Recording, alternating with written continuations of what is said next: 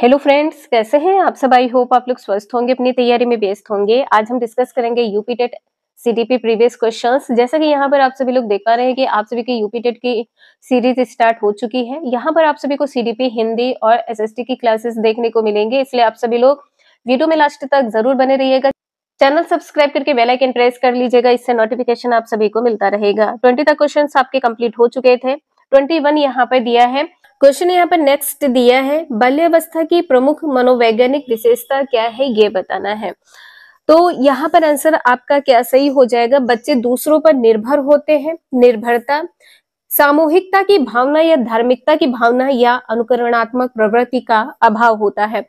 जो बाल्यावस्था के बालक होते हैं, इनकी सामूहिकता की भावना होती है, ये समूह में रहना पसंद करते हैं और इनमें क्या होता है, तो ये आत्मनिर्भर होते हैं, आत्मनिर्भरता की भावना होती है।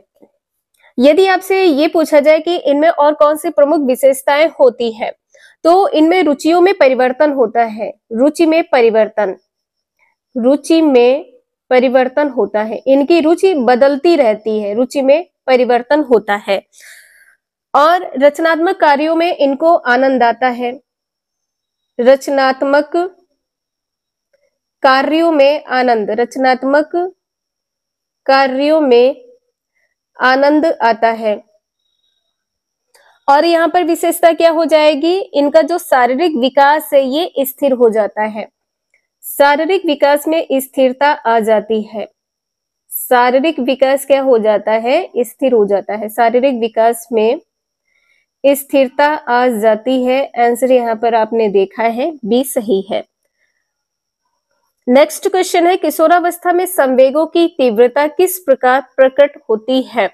तो यहाँ पर बताना है किस प्रकार प्रकट होती है। प्रतिकूल पारिवारिक संबंध, व्यवसाय की समस्या, नई परिस्थिति के साथ समायोजन, तो ये तीनों हो जाएगा। आंसर यहाँ पर आपका डी सही हो जाएगा, उपरोक्त सभी।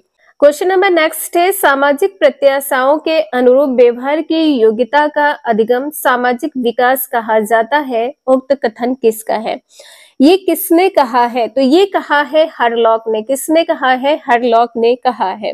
इसमें ये कहा गया है कि जो बालक के विकास एवं अधिगम का प्रभाव है ये किस प्रकार पड़ता है। आंसर यहाँ पर आपने देखा है पहला सही है। क्वेश्चन नंबर नेक्स्ट है, यहाँ पर आप लोग कंटिन्यू देख पा रहे हैं कि यूपी टेट में किस ईयर में क्वेश्चंस पूछे गए हैं और जितने भी क्वेश्चन हैं आपको यहाँ पर देखने को मिलेंगे। बाल विकास में क्या होता है, तो जो बाल विकास है इसमें कहा गया है प्रक्रिया पर बल देता है, ये गलत हो जाएगा। वातावरण और अनुभव की भूमिका पर बल देता है, ये भी गलत है। गर्भावस्था से किशोरावस्था तक अध्ययन होता है, बिल्कुल सही। बाल विकास में क्या होता है, गर्भावस्था से किशोरावस्था तक अध्ययन किया जाता है। बाल्यावस्था की अवस्थाएं कौन कौन सी हैं, आपको पता हो तो आप लोग कमेंट करके जरूर बताएं। बाल्यावस्था की जो अवस्थाएं हैं कौन कौन सी है। पहला है गर्भावस्था। पहला क्या है, गर्भावस्था।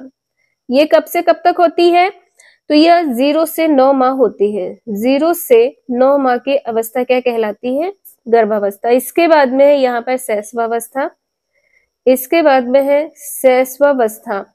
यह अवस्था कब से कब तक होती है, तो यह अवस्था होती है जन्म से 6 वर्ष, जन्म से 6 वर्ष होती है। इसके बाद में है बाल्यावस्था, इसके बाद में क्या है, बाल्यावस्था। ये अवस्था कब से कब तक हो जाएगी, ये हो जाएगी 7 से 11 या 12 वर्ष, 7 से 12 वर्ष। इसके बाद में है चौथी अवस्था किशोरावस्था। चौथी अवस्था क्या है, किशोरावस्था है। चौथी अवस्था किशोरावस्था है। ये कब से कब तक होती है, तो 12 से 18 वर्ष होती है। नेक्स्ट है, बाल विकास का अध्ययन क्षेत्र है क्या। बाल विकास का अध्ययन क्षेत्र क्या होता है, बाल विकास में क्या होता है, बाल विकास की विभिन्न अवस्थाओं का अध्ययन किया जाता है, बिल्कुल सही है। वातावरण का बाल विकास पर पड़ने वाले प्रभावों का अध्ययन किया जाता है, ये भी सही है। व्यक्तिगत भिन्नताओं का अध्ययन किया जाता है, ये भी सही है। यहाँ पर डी आंसर आपका सही हो जाएगा, उपरोक्त सभी। डी आंसर यहाँ पर सही है। क्वेश्चन नंबर नेक्स्ट है, यहाँ पर आप लोग देख सकते हैं कि यूपी टेट 2014 में पूछा गया क्वेश्चन है। क्वेश्चन क्या कह रहा है, सर्वाधिक उपयुक्त जीवित सर्वाइवल ऑफ द फिटेस्ट रहता है का सिद्धांत है? आंसर यहाँ पर आपका क्या होगा? लैमार्क ने कहा है, या हैरिसन ने, या डार्विन का, या मैकडूगल का? किसने कहा है या किसका कथन है? ये कथन हो जाएगा डार्विन का। आंसर यहाँ पर आपका सी सही हो जाएगा। नेक्स्ट है, शारीरिक वृद्धि और विकास को कहते हैं क्या? यहाँ पर जो शारीरिक वृद्धि होती है इसको क्या कहते हैं? वृद्धि क्या होती है? ग्रोथ होती है। वृद्धि को क्या कहते हैं? ग्रोथ कहते हैं। तो यहाँ पर आंसर आपका क्या सही हो जाएगा? तत्परता। ये कोई नियम की बात तो की नहीं जा रही है। गतिशीलता ये भी नहीं होगा। आनुवंशिकता नहीं, तो क्या हो जाएगा? अभिवृद्धि हो जाएगा। अभिवृद्धि इंग्लिश में इसको ग्रोथ कहते हैं, और जो ग्रोथ होती है ये एक निश्चित समय के लिए होती है और एक निश्चित सीमा तक होती है। निश्चित समय व निश्चित सीमा तक होती है। निश्चित समय व निश्चित सीमा होती है।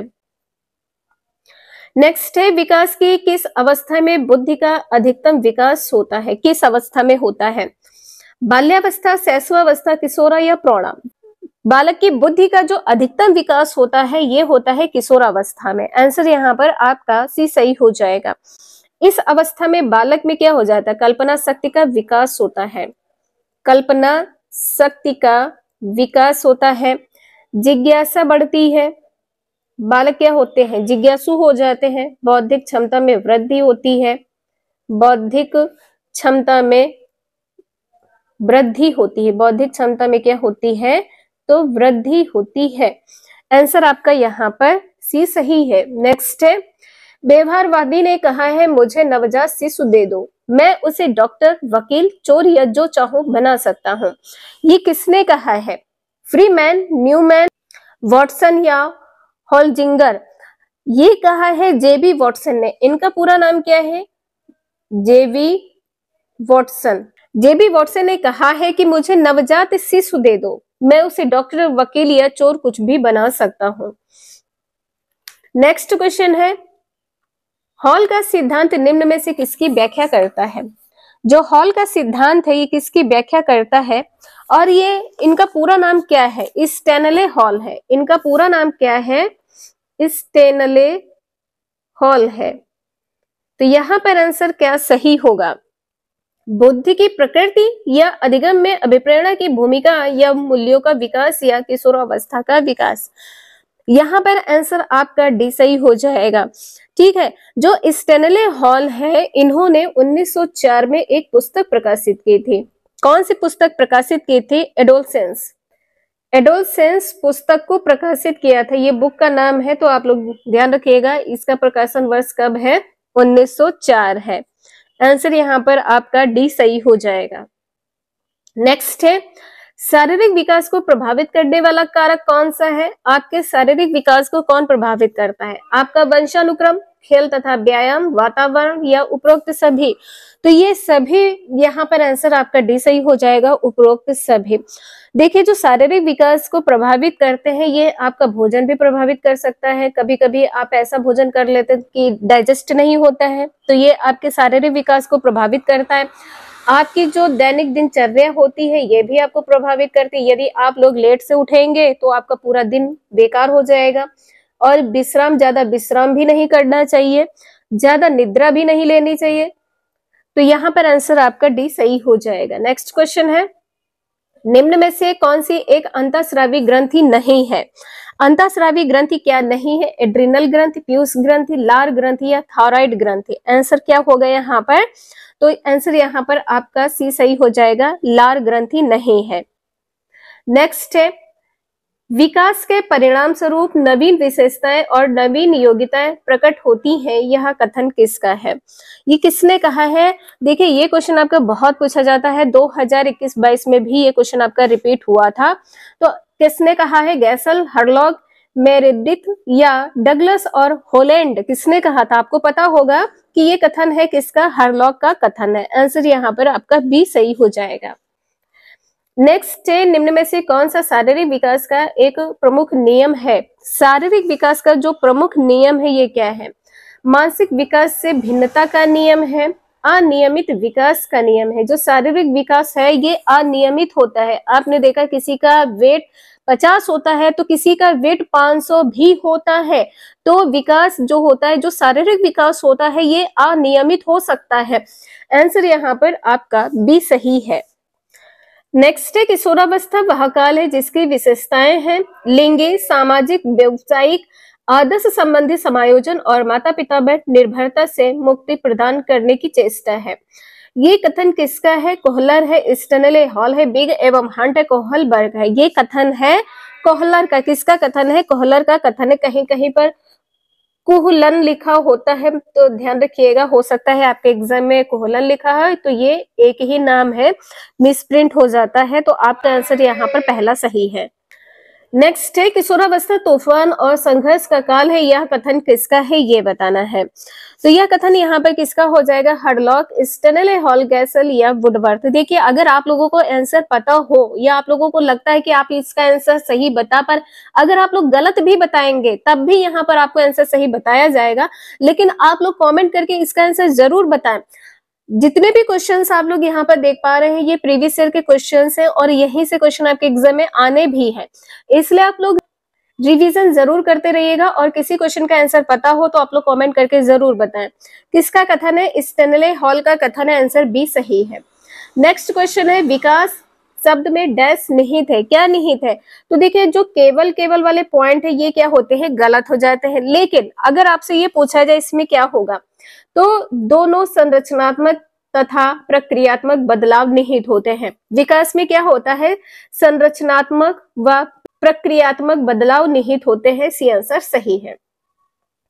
नेक्स्ट है निम्नलिखित में से कौन सा आयु समूह परिवर्ती बाल्यावस्था के श्रेणी के अंतर्गत आता है? इस क्वेश्चन का आंसर आप लोगों को बताया था। तो आंसर यहाँ पर आपका क्या सही हो जाएगा? परिवर्ती कहा है। किसमें? समूह परिवर्ती बाल्यावस्था।